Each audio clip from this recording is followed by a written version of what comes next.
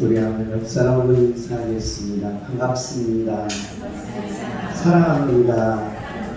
저를 위해서 기도해 주시니 고맙습니다. 감사합니다. 하나님 주님 전으로 달려왔습니다. 주님 앞에 몸과 마음과 정성을 모아 예배합니다. 주여 예배하고 나의 예배를 받으소서. 나의 예배를 통하여 나의 한간 모든 기도의 제목이 응답받게 하여 주옵소서. 그러나 넘치는 귀한 예배가 되시기를 예수님의 이름으로 축복합니다. 1950년 이후 120나라가 탄생됐습니다. 1950년 이후에 120나라가 세계적으로 탄생되었는데 유일하게 120나라의 탄생국가 중에 꼴찌였습니다. 꼴찌. 대한민국이 꼴찌였습니다. 그런데 120나라 중에 유일하게 꼴찌였던 대한민국만이 도움을 받는 나라에서 도움을 주는 나라로 바꿔졌다. 도움을 받았습니다. 몇 등인가? 꼴찌니까 받을 수밖에 없습니다. 가장 가난한 나라였습니다. 그런데 이제 도움을 주는 나라로 바뀌어졌다는 겁니다. 그러니까 우리는 바로 산업화를 이루었고 민주화를 이루었고 정보 지식화를 이루었다는 것입니다. 이걸 가르쳐 우리는 세계인들은 한강의 기적이라고 부릅니다. 한강의 기적을 이루었다라고 대한민국을 향하여 이렇게 부러워하고 있다는 것입니다. 이제는 우리나라가 두 가지를 더 해야 한다는 것입니다. 그게 뭐냐? 통일을 이루어야 한다는 것입니다. 그리고 한 가지 더, 이제는 우리나라가 선진 한국이 되어야 한다는 것입니다. 그래서 한강의 기적을 뭘로 바꿔야 되느냐? 한반도의 기적을 바꿔서 세계 영향력이 있는 나라가 되어야 한다는 것입니다. 여러분의 행동 하나가 세계인들이 다 따라서 하는 나라, 이게 영향력입니다. 오늘 우리가 드리는 예배가, 우리는 과거에는 미국, 영국, 그리고 유럽 국가의 예배를 받아들였는데 이제는 대한민국의 양문교회 예배가 전 세계의 예배가 된다는 것입니다. 이게 바로 한반도의 기적이라는 겁니다. 금요철야 예배 때도 말씀드렸듯이 우크라이나와 우리나라 수자원 공사가 바로 뭘 맺었느냐? 국가 재건 회복 관계를 바로 문서화했습니다. 쉽게 말하면 지금 전쟁 중인데 벌써 우리나라가 우크라이나에 바로 이 물에 대해서는 재건하겠다는 협약서를 썼다는 거예요.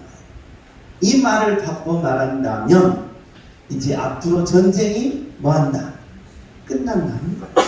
끝난다. 어디 쪽으로 끝날까? 우리는 궁금하지만 벌써 미래를 보는 학자들은 어느 쪽으로 전쟁이 끝날 것인가를 미리 예측하고 있다는 겁니다. 마찬가지입니다. 저와 여러분이 지금 우리나라는 가장 위험한 나라입니다. 전쟁을 쉬고 있는 나라입니다. 전쟁을 지금 하고 있는 나라라는 겁니다. 이제 전쟁을 하고 있는 이 대한민국이 이제 언제 통일이 이루어질까? 라고 할 때 우리는 바로 가까워졌다라는 겁니다. 가까워졌다. 이 가까워진 이 상황에서 저와 여러분이 통일 한국을 준비해야 한다는 것입니다. 그렇기 때문에 가까워진 이 통일을 우리가 준비해야 될 게 뭐냐? 이제 우리가 산업화를 이루고 민주화를 이루고 정보 지식화를 이루어서 통일까지 이뤘다면 세계인들은 전부 한국 사람이 뭐가 된다? 모델이 된다는 거예요. 네, 여러분 머리도 외국 사람들이 이제 따라 살 겁니다. 여러분의 행동도 외국 사람이 따라 살 겁니다. 이제 대한민국이 뭐가 됐다? 모델이 됐다. 그렇다면 저와 여러분이 이제 한반도의 기적을 이루기 위해서 우리가 해야 될 일이 뭡니까? 하나님을 잘 섬기면서 내일에 최선을 다하는 능력자들이 되시기를 예수님의 이름으로 축복합니다. 오늘 예배를 통하여 우리는 한반도의 기적을 내게 부어 주옵소서. 이런 불타는 믿음이 여러분의 가슴 속에 일어나시기를 예수님의 이름으로 축복합니다. 주목합시다. 주여, 한반도의 기적을 내게 부어 주옵소서. 주여, 주여, 나 늙었는데 뭐 내가 가져옵니까? 다른 사람에게 주세요. 그러면 안 된다 이 말이에요. 내 가정과 내 자녀와 내 인생에 이 한반도의 기적이 임해야 한다는 것입니다. 다시 한번 주여! 한반도의 기적을 내게 부어 주옵소서. 한반도의 기적이 있다면 저와 여러분에게 하나님의 놀라운 불타는 역사가 나타난다는 것입니다. 오늘 예배를 통하여 오늘 기적이 여러분의 가정, 여러분의 심령, 여러분의 자녀들에게 임하는 축복이 열리시기를 예수님의 이름으로 축복합니다. 아멘. 예배를 통하여 기적을 부어 주옵소서. 주여! 예배를 통하여 기적을 부어 주옵소서. 아멘. 아멘. 우리는 하나님을 만나러 교회에 온다는 것입니다.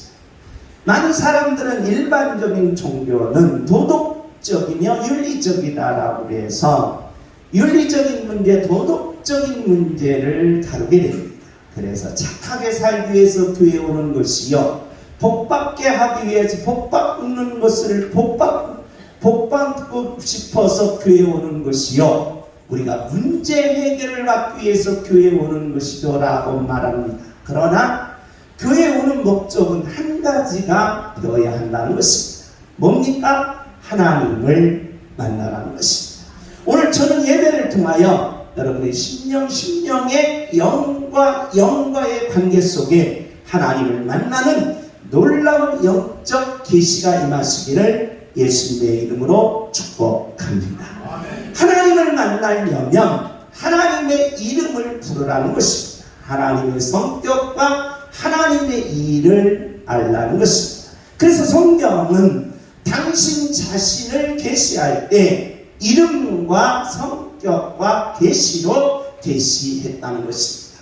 이름과 성격과 일로 계시하면서 바로 인간의 대속의 원리는 양태론과 초현실론을 모두 극복해내고 하나님이 저와 여러분의 심령에 오신다는 이 놀라운 계시를 우리에게 보여주셨다는 것입니다.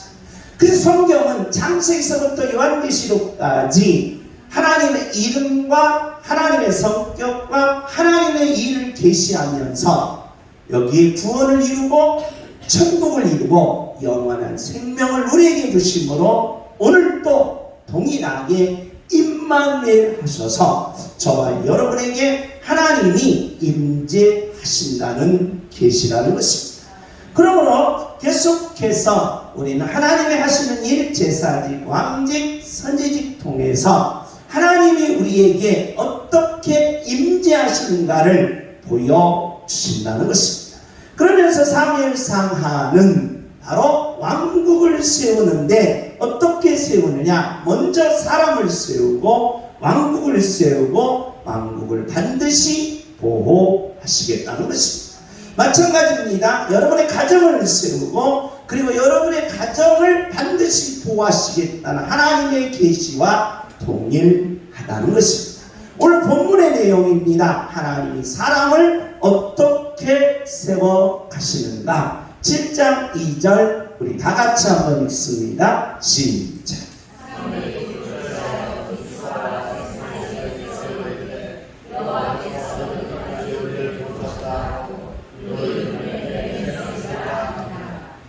우리는 지금 사무엘이 미스바로 다 모이라고 그랬습니다. 미스바로 모여서 이제 미스바와 센 사이에 돌멩이를 하나 갖다 놓는 겁니다. 쉽게 말하면 경계입니다. 남구와 중구의 경계. 그래서 우리 연수구와 남구가 여기 우리 선악동입니다. 경계. 문학경기장이 경계입니다. 그 경계에 돌멩이를 세워놓고 그 돌멩이에다가 이름을 썼어요. 뭐라고 썼느냐?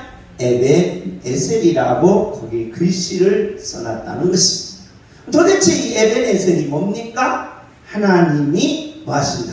도우신다 라는 겁니다. 그러니까 여러분과 제가 가는 길에 누가 도우신다? 하나님이 도우신다면 얼마나 좋겠습니까? 그러니까 백성들이 원하는 게 있습니다. 백성들이 블레셋을 당하고 블레셋의 모든 재산을 다 빼앗아 가니까 아픈 겁니다. 그런데 하나님이 도우실 때마다 블레셋을 이기는 겁니다. 그래서 항상 하나님이 도우시면 블레셋도 더 나아가 세계 어떤 나라도 다 이길 수가 있구나 라고 사무엘이 강한 믿음을 통하여 거기에다가 뭘 써는 거예요? 에벤 에셀을 써놨다는 겁니다. 하나님이 도우십니다. 주여! 하나님이 도우십니다. 하나님이 도와주십니다. 주여! 하나님이 도와주십니다. 에벤 에셀을 다 써놨다는 것입니다. 그러면서 우리 다 같이 읽습니다. 시작. 사무엘이 이스라엘 온 족속에게 말하여 이르되 만일 너희가 진심으로 여호와께 돌아오려면 네가 당신과 사사롯을 너희 중에서 제거하고 너희 마음을 여호와께로 향하여 그만을 섬기라. 그리하면 너희를 블레셋 사람의 손에서 건져내시리라. 어떤 사람이 하나님께 날마다 도움을 받느냐? 어쩌다가 한번 도움을 받으면 싱거운 거예요. 여러분과 제가 신앙생활 하면서 매일매일 하나님 앞에 도움을 받는 사람과 1년에 한 번쯤 딱 도움받고 10년에 한 번쯤 도움받으면 신앙생활 하고 싶겠습니까? 안 하고 싶어요? 하기 싫다는 거예요. 그러니까 날마다 도움받으면 기대가 되고 내일은 어떤 도움을 받을까? 내일은 어떤 응답이 올까? 내일은 어떤 기적이 있을까? 내일은 어떤 세계가 열릴까? 라는 기적이 있는데 그런 기대가 있는데 신학생활 하면서 도움을 한 번도 못 받았어. 하나님은 매일 헌금만 바쳤지 내게 도움을 하나도 안 준 거야. 계산을 해봐도 두드려봐도 이게 바로 이게 내가 손해인 거야. 하나님이 이익이야.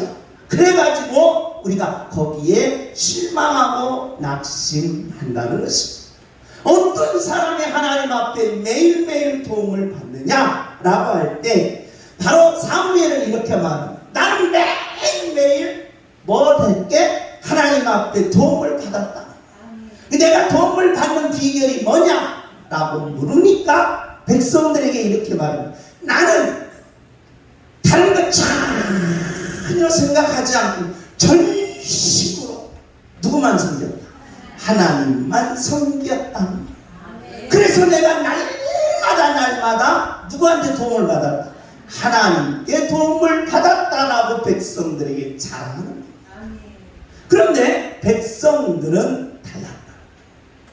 하나님 도움을 받다가 도움이 안 오니까 저쪽 블레셋이 잘 살거든요. 저쪽 블레셋이 부자거든요. 우리 마찬가지입니다. 선악동보다는 강남이 부자인 거 아닙니까? 강남이 왜 부자일까 보니까 강남 사람들이 다른 신을 섬기거든. 그래도 나도 그 도움을 받기 위해서 다른 신을 섬겨볼까 하면서 백성들은 이방 신을 섬기더라.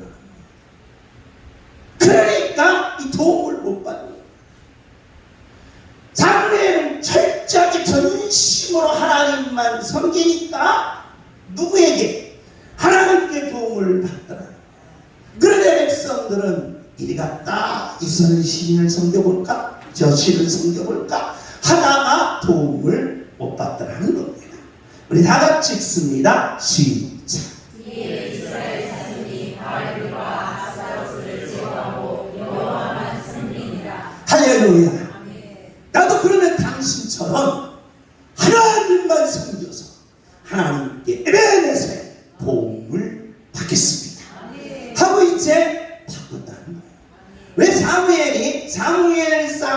바로 7장에 이 내용을 계시받아서 우리들에게 말씀하는 겁니다. 거기에는 바로 사무엘이 신관이 들어있기 때문입니다.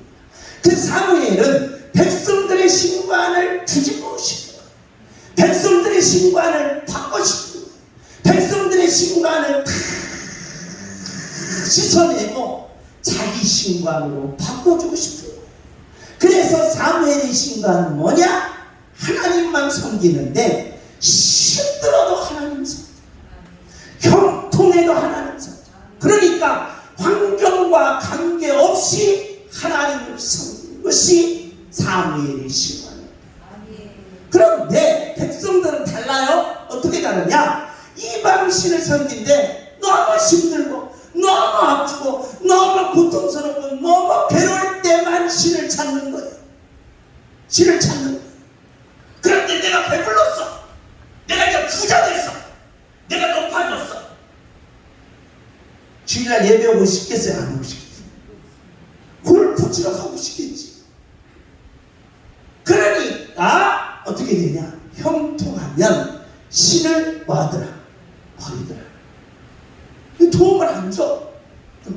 이게 바로 사무엘이 백성들의 신관을 바꾸고 싶어. 다른 사람은 다 변해도 나는 안 변해. 옆에 사람이 있어. 너는 변해도 나는 안 변한다. 거짓말하고 싶어. 거짓말하는 거예요. 인간은 다 변한다는 거예요. 하나님, 내가 어려워도 하나님을 섬기지만 하나님이 내게 축복 주시고 하나님이 내게 기적을 주시고 하나님이 내게 권능을 주셔도 나는 변하지 않겠습니다. 자식아, 거짓말하고 있어. 하나님이 뒤통수를 때린다고. 그러니까 인간은 바로 신관이 중요해요. 어떤 일이 있어도 변하지 않는 신관. 배고파도 하나님을 섬기고 배불러도 하나님을 섬기고 가장 낮은 자리에서도 하나님을 섬기고 가장 높은 자리에도 하나님을 섬기죠. 이런 능력자가 신관을 가진 사람이었다. 우리는 땅콩장사 카토 대통령을 합니다. 카토 대통령이 있어요. 땅콩장사 대통령에서 얼마나 철저히 스타가 됐습니다. 그런데도 이분이 평화상을 받았어요. 왜 받은 줄 아십니까? 대통령이 돼도 예배드리러 가고 주일을 안 빠져. 유명한 일. 여러분, 대통령 됐을 때 이선배 대통령 축하합니다. 다음 주부터 안 나와. 우리 교회 이제 없어. 옛날에 다녔어. 끝나는 거예요. 이런 신관을 가지면 된다 안 된다? 안 된다는 거예요. 그래서 사무엘이 백성들의 신관을 바꿔주고 싶은 거예요. 제발 이러지 말라는 거예요. 이러면 안 된다는 거예요. 이러면 인생이 파괴된다는 거예요. 그러므로 저와 여러분은 오늘 사무엘 신관처럼 하나님, 나 지금 힘들어요. 하나님, 너무 많이 찾고 싶습니다. 만나. 그래, 내가 만나줄게. 내가 너무 도움을 줄게. 형통해서 하나님, 이제 하나님 싫어요. 나 좀 이제 즐기게 해주세요. 하나님, 저 구석에 계셨다가 나 즐기다 올게요. 그런 콧구멍 쑤신다는 거예요. 그러면 저와 여러분이 형통해도 부러워해도 높아져도 이 세상 사람들이 다 부러워해도 우리는 동일하게 주일날 여기에 나와 찬송하고 기도하고 회개하고 예배할 수 있는 그런 능력자가 되시기를 예수님의 이름으로 축복합니다. 이런 하나님의 자녀만이 에벤에세 도움을 하나님이 주신다는 것입니다. 하나님, 에벤에셀의 축복을 내게 부어 주옵소서. 주여! 에벤에셀의 축복을 내게 부어 주옵소서. 아멘. 우리는 흉과 칸트의 논쟁을 참으로 재밌게 이야기합니다. 흉은 선언적 명제를 이야기해요. 후언적 명제와 선언적 명제를 구분해 놨습니다. 선언적 명제는 뭐냐? 쉽게 말하면 3 더하기 2 더하기 3은 몇이에요? 5. 몰라요? 가르쳐 드릴까요? 그러니까 3 더하기 5, 2 더하기 3은 5다.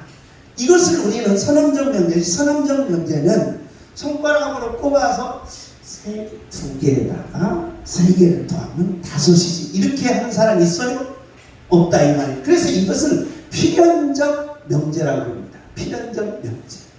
근데 후엄적 명제를 풀면 어떻게 얘기하느냐? 창밖에 뭐가 온다? 비가 온다. 그럼 이거 후엄적 명제, 선언적 명제. 왜? 창문을 열고 가서 뭐 해보여야 돼? 그렇죠. 와서 비 오는 거 하는 거 봐서 비 오면 이 말이 뭐고? 잠이고. 비 안 오면 거짓이다. 이걸 가리켜 우리는 후엄적 명제. 이 철학의 묘미가 여기 있어요. 그러니까 우리는 필연성이 있다. 필연성. 그래서 우리는 이 예수 믿는 사람들이 실수하는 경우가 있는데 이것은 참이에요. 참. 진리예요. 진리지요? 그래서 필연성입니다. 그러니까 손가락으로 세어가면 돼요. 그런데 문제는 이 후엄적 문제, 후엄적. 가서 직접 창문을 뭐에 열어봐야 된다. 그래서 기독교에는 이 아픔이 있습니다. 뭐 아픔이냐? 성경을 강하게 깊이 연구하다 보면 사람들이 이성적이 돼가지고 체험이 있어요, 없어요? 없어요. 체험이 없다.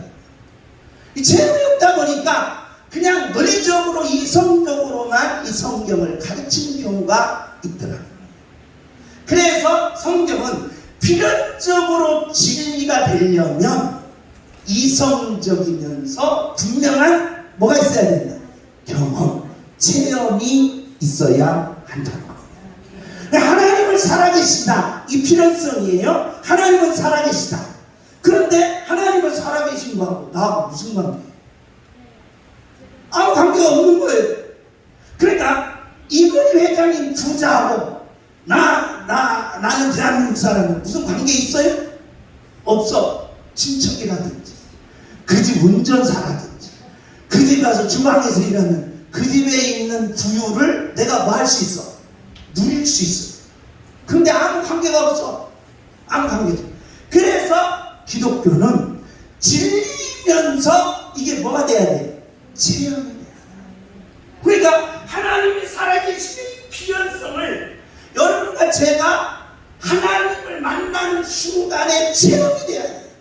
그 체험이 되면 내게도 뭐가 이루어지고 응답이 되고 내게도 축복이 되고 나도 항상 아픈 것이 아니라 밑바닥에 있는 것이 아니라 나도 하나님의 도우심을 받아 높은 정상에 오를 수 있다. 그래서 체험만 강조하면 신비주의가 되고 이성만 강조하면 이성주의가 되는데 지금 사무엘은 칸트가 지금 사무엘보다 엄청나게 뒷사람이거든요. 근데 이 칸트가 이 말이에요. 그러려면 뒤집어야 된다. 어떻게 뒤집어야 되느냐? 내 머릿속에 뭘 만들어서? 틀을 만들어 놔라. 쉽게 말하면 붕어빵 기계를 내 머릿속으로 들어가면 들어오는 것마다 다 뭘 만들어낼 수 있어요? 붕어빵을 만들어낼 수 있어요. 밀가루도 붕어빵 만들어낼 수 있고 쌀로도 붕어빵 만들어낼 수 있고 팥죽을 넣어도 붕어빵 팥죽이 될 수 있고 그래서 뭘 넣든지 틀을 만들어 놓으면 내가 이 땅에 살면서 내가 흔들림이 없다. 그게 왜 인간이 흔들리냐? 왜 인간이 변화되느냐? 인간이 왜 변신되고 인간이 왜 이렇게 지저분해지느냐? 칸트는 말하는 거예요. 뭐가 없다? 내 속에 틀이 없다. 여기서 칸트가 말하는 틀은 진리의 틀이 없어서 인간이 이렇게 흔들린다.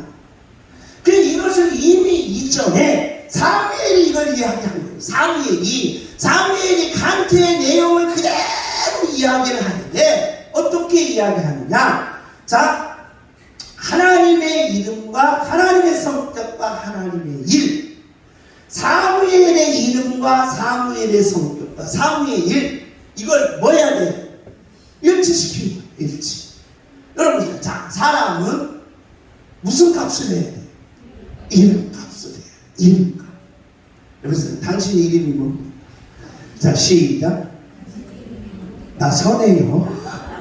나 선해. 이름값 좀 해, 선해야. 이름값 좀 해. 이름값도 못하는 거야, 이름값도 못하는 거야. 가만히 보니까 하나님이 이름값 했어야 안 했어? 하나님이 만약에 이름값도 못하면 사무엘이 하나님을 믿었게 안 믿었다? 안 믿었다. 하나님은 분명하게 무슨 값을 한 거예요? 이름값을 한 거예요. 아멘. 아하, 그러면 나도 무슨 값을 해야 되겠구나. 이름값을 하려면 사무엘이라는 뜻이 뭐예요? 내가 기도해서 못 받았다, 응답받았다라고 해서 한나 엄마라는 엄마가 뭐예요? 이름을 줘줘서 너는 뭐 하는 일마다 못 받아라, 응답받아라. 내가 이름값 하려면 바로 날마다 못 받는 것이구나, 응답받는 것이구나. 이름값. 그래, 저와 여러분이 어떤 바보가 이 땅에 살면서 자기 이름값을 못하냐는 거예요. 이름값을 해내야 될 거 아니에요. 이름값. 가만히 보니까 하나님의 성격과 자기 성격을 사무엘이 일치시켜봤어요. 그랬더니 자기는 날마다 변덕쟁이야. 이거 변덕쟁이. 하루에도 12번씩 변덕쟁이. 비 와도 변덕, 눈 와도 변덕. 그럼 하나님이 비를 내리냐, 눈을 내리냐, 햇빛을 쬐도 변덕스. 내가 어떻게 해도 몰라요. 그러면 말이 되겠습니다. 하나님은 변덕쟁이라고 하면 여러분과 제가 하나님을 믿을 필요 있어요, 없어요? 없다. 그러면 하나님이 변덕스럽지 않다면 여러분이 가지고 있는 성격 변덕스럽지 않게 하면 된다. 옆에서 변덕 좀 부리지 마세요. 시작. 신경 쓰여 변덕 좀 부리지 마. 시작. 가슴이 찔려요. 왜 이 대답을 안 씁니까? 변덕스럽다는 거예요. 변덕. 그런데 하나님은 변덕스럽지 않다. 하나님의 일이 실패한 적 있어요? 없다. 그러면 내가 인생을 살면서 하나님과 일치될 경우 이름값을 해낼 수 있고, 내가 변덕스럽지 않고 반드시 내 일을 다 뭐할 수 있다? 해낼 수 있구나. 아멘. 뭘 바꿨어요? 틀을 바꿔놓은 거예요. 아멘. 신관으로 꽉 채워놨다는 거예요. 그 뭐가 들어가도 신관이, 뭐가 들어가도 신관이, 뭐가 들어가도 사무엘이 이 신관을 백성들에게 지금 바꿔주고 싶어요. 백성들이여, 이름값을 변덕거리지 마. 자기의 일을 반드시 뭐 해내라? 해내라. 내 일을 반드시 해내게 하옵소서. 주여! 내 일을 반드시 해내게 하옵소서. 자기 주어진 일이 있을 거 아니에요. 주어진 일을 해내야 돼. 그런데 인간은 안 해. 왜? 남의 떡이 커 보이거든. 자기 일이 싫은 거야. 그래서 설거지 하다가 내 팔자야, 내 팔자야 하면서 왜 죄 없는 행주를 때리고 싶냐 이 말이야. 그래서 행주가 찢어지는 거야. 그러면 여러분과 제가 하나님과 내가 일치되는 이 신관으로 바꾸는 능력자들이 되시기를 예수님의 이름으로 축복합니다. 아멘. 할렐루야. 아멘. 주어진 일을 반드시 해내게 하옵소서. 주여! 주어진 일을 반드시 해내게 하옵소서. 아멘. 이게 사무엘이 백성들에게 지금 신관을 바꿔주고 싶은 그 아름다운 모습이라. 그래야 백성들이 하나님의 도움을 받을 수 있고, 그래야 일어날 수 있고, 그래야 승리해서 블레셋보다는 더 낫고 그 블레셋을 넘어서 전 세계의 영향력으로 갈 수 있는 길을 마련할 수가 있다는 거예요. 이것이 바로 사무엘이 바꿔주고 싶은 신관이었다는 것입니다. 왜 그러느냐? 우리 다 같이 읽습니다. 시작.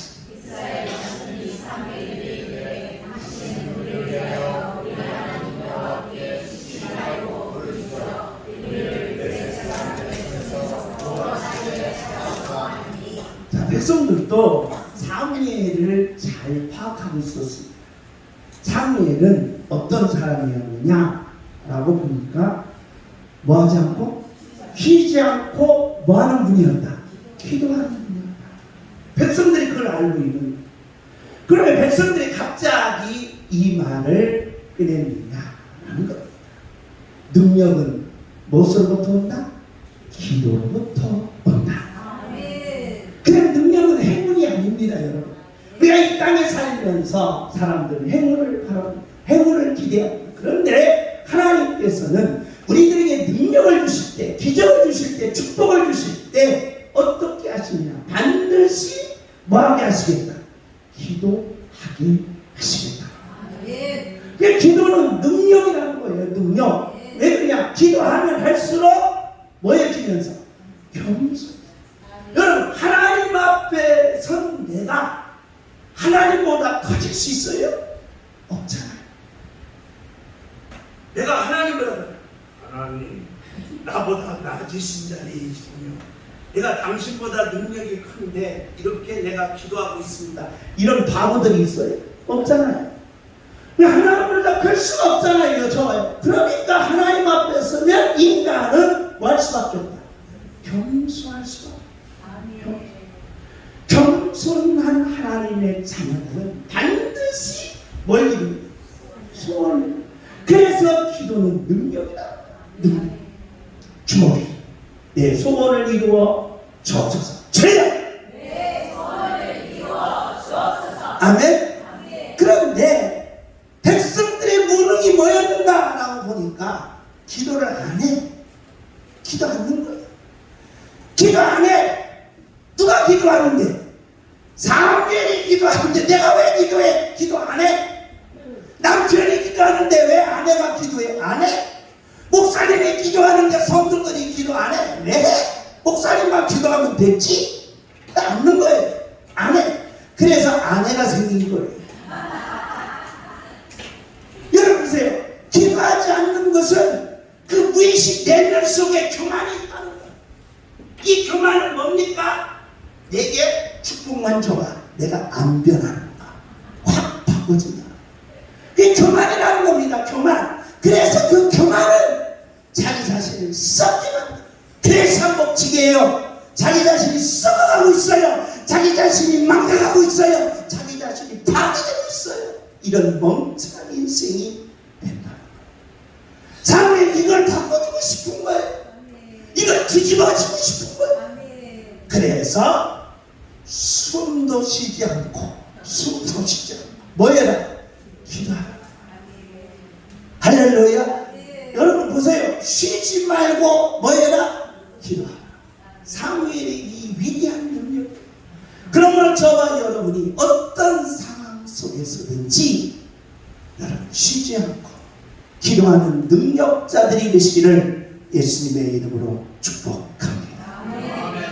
혼자 있을 때는 무조건 누구하고 대화해요? 하나님하고 먼저 이름을 부르면서 대화로 들어가면 거기에는 무한한 능력과 무한한 기적과 무한한 축복이 열리는 줄 믿습니다. 여기에 놀라운 하나님의 능력이 들어있다. 주여, 기도하여 내 소원을 이루어 지게 하옵소서. 주여! 아멘. 또한 우리 다 같이 한번 읽습니다. 시작.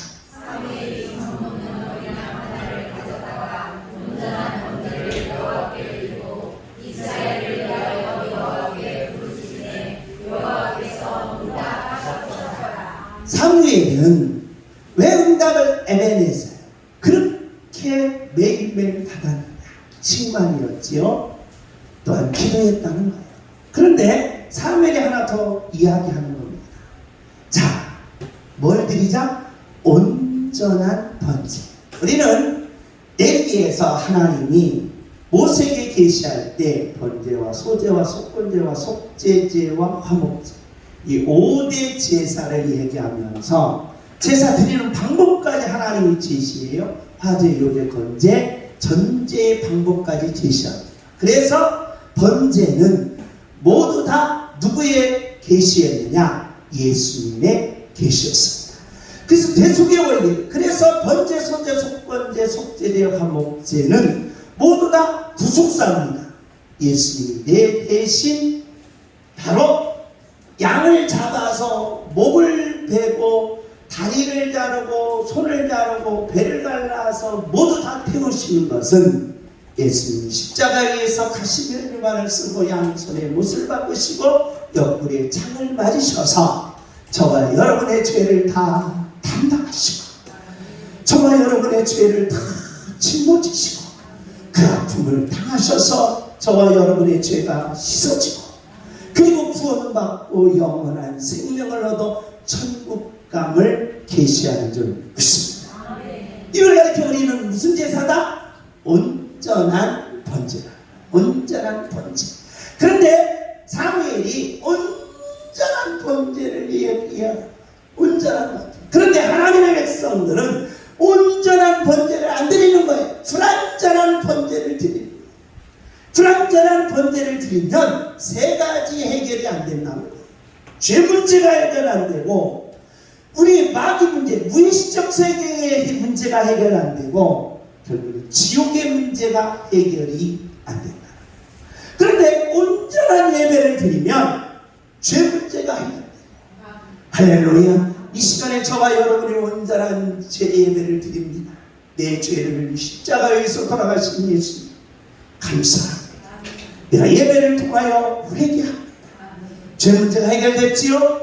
그리고 내 무의식 속에 있는 그 분노와 그 욕망을 원수 마귀가 잡고 있는데 예배를 통하여 원수 마귀를 물리쳐 주옵시고 그 고통과 지옥 속에서 영원히 벌을 받아야 되는 내가 이제 하나님을 찬양하며 천국 가게 하심을 감사합니다. 온전한 예배라는 것, 온전한 예배.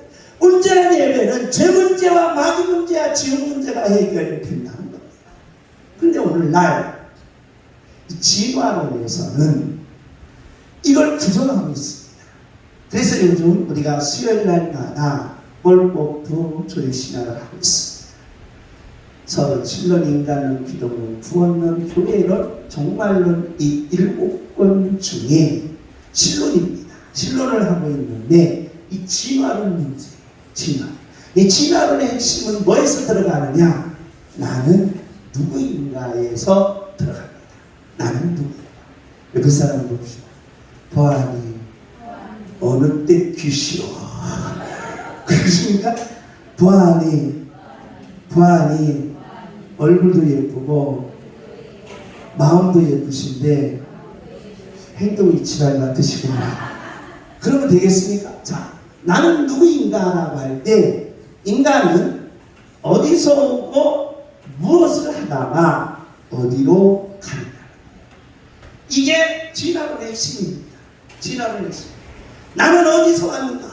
딱 손들으라고 했더니 딱 들으니 예, 길병원에서 왔습니다. 길병원에서 태어났습니다.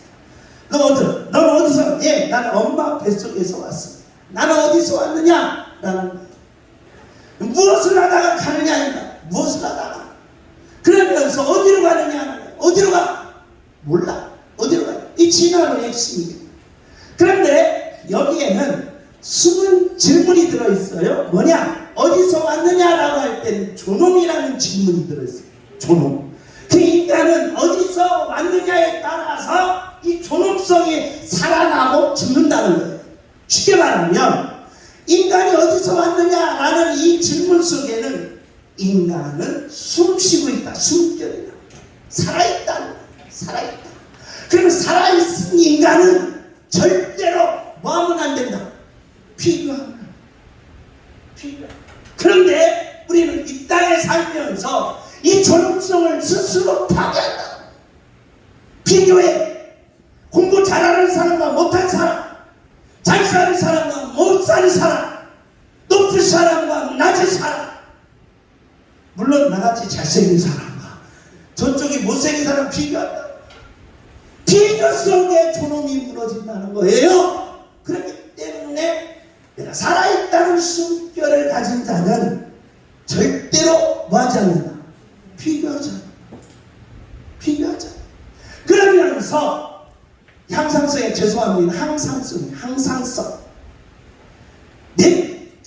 아픔도 외적인 고통도 다 합쳐서 반드시 뭐한다? 살아낸다. 자기 자신을 뭐하지 않는다? 포기하지 않는다. 그의 존엄성이 살아있다 이 말이에요. 존엄성이. 근데 살아내라 이 말이에요. 어떻게든 인생을 살아내야 될 거 아니에요. 그런데 포기하라.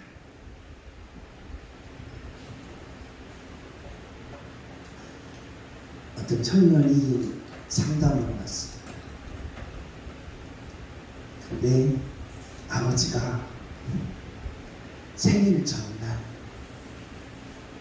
돌아가신 거예요. 아버지가 돌아가시니까 이 아들이 가슴이 한이 어머니도 맹고 동생도 맹고났어요. 너무 힘든 거예요.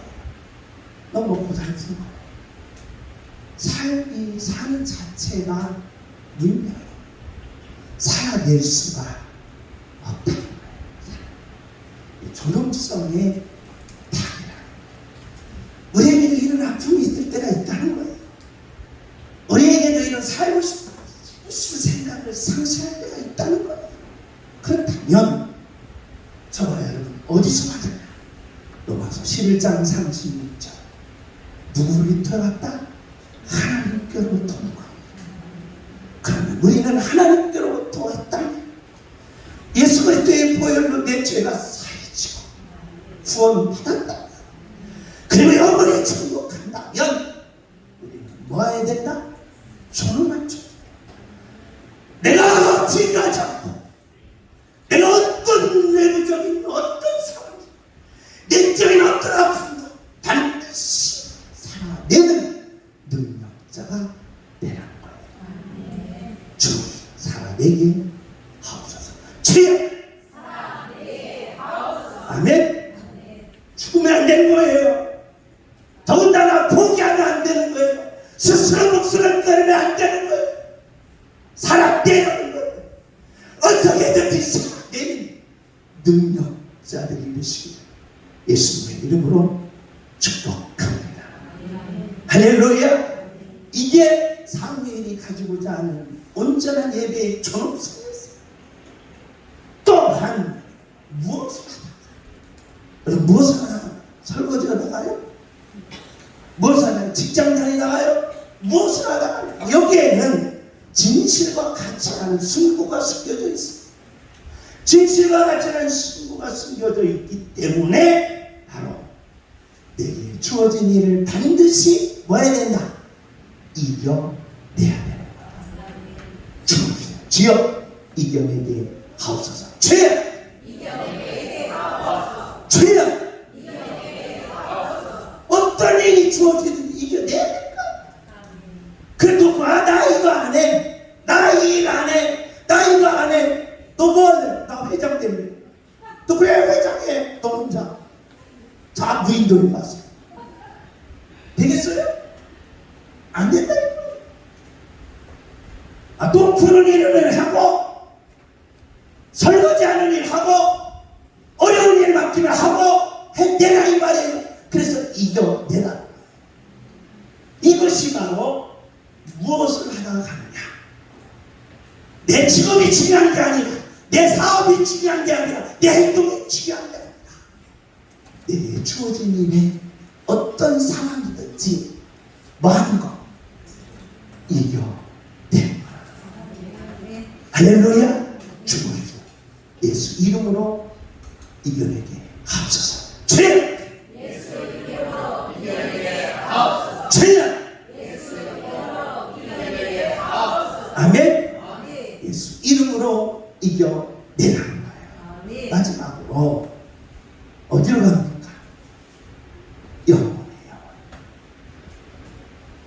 여러분과 제가 어디로 갑니까? 일반 철학에서는 그리고 이 니체는 신을 부정했던 니체는 영원 회귀를 이야기합니다. 인간 다시 돌아온다. 진화론은 여기에서 이제 뭐냐 인간이 원숭이로부터 진화했는데 그 원숭이가 무는 원숭이였다. 병든 원숭이로부터 진화된 것이다. 그래서 인간이 왜 아프냐? 병든 원숭이로부터 뭐였기 때문에? 진화됐기 때문에. 그래서 여러분 아픈 거예요. 원숭이가 머리 아파서 머리 아픈 게 진화돼서 여러분 머리 아픈 거예요. 배 아픈 것이 배 아픈 원숭이가 진화돼서 여러분이 쏘고 배 아픈 거예요. 그럼 건강한 원숭이로부터 진화된 사람은 안 아파야 될 거 아니야. 나는 보니까 건강한 원숭이부터 진화됐더라고. 그래서 안 아픈가 봐. 그럼 바보가 어디 있어요? 아니, 저와 여러분의 인생은 어디로 가느냐? 지옥으로 가는 거예요. 지옥으로 가는 거예요. 우리는 카오스라는 이야기를 합니다. 카오스.